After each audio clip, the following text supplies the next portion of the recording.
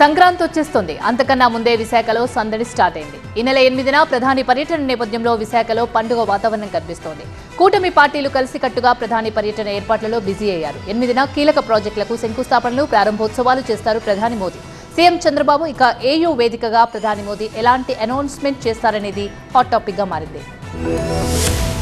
సాగర తీరం ఏపీ ఆర్థిక రాజధాని విశాఖలో సందడి మొదలైంది.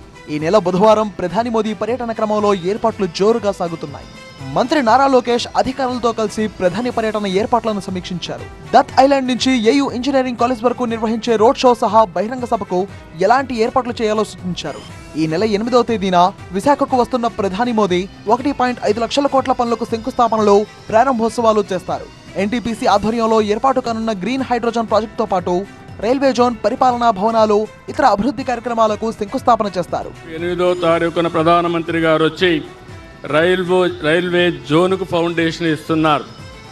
అదే మాదిరిగా విశాఖపట్నంలో గ్రీన్ హైడ్రోజన్కి ఫస్ట్ ప్రాజెక్ట్ ఏదైతే ఎన్టీపీసీ, ఆంధ్రప్రదేశ్ గవర్నమెంట్ ద్వారా జెన్కో ఇద్దరు కలిసి జాయింట్ వెంచర్కి ఫౌండేషన్ ఇచ్చే పరిస్థితికి వచ్చారు.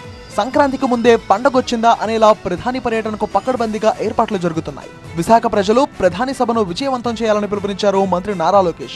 ఎన్డీఏ ప్రభుత్వం ఏపీ అభివృద్ధికి కట్టుబడి ఉందని, రాష్ట్రంలో అన్ని ప్రాంతాలను సమానంగా అభివృద్ధి చేస్తామని, విశాఖ స్టీల్ ప్లాంట్ ప్రైవేటీకరణ జరిగే ప్రసక్తే లేదన్నారు నారా లోకేష్. దారి తప్పిన రాష్ట్రాన్ని సరైన దారిలో పెట్టాల్సిన బాధ్యత మనందరిపై ఉంది. ఇప్పటికీ చాలా అప్పుల పాలైపోయాం. గత ప్రభుత్వం చేసిన అప్పులు వడ్డీ కట్టేదానికే చాలా ఇబ్బందులు ఎదుర్కొంటున్నాం. కేంద్ర ప్రభుత్వం సహకారం చాలా అవసరం. అన్ని ప్రాంతాలు సమగ్ర అభివృద్ధి చెందాలన్న ఆలోచనతోనే ఎన్డీఏ ప్రభుత్వం నాడు నేడు ఎప్పుడు పనిచేస్తుంది.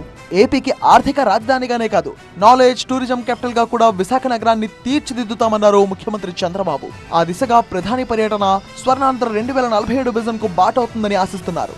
మూడోసారి ప్రధానిగా బాధ్యతలు చేపట్టాక మోదీ ఏపీకి రావడం ఇదే తొలిసారి.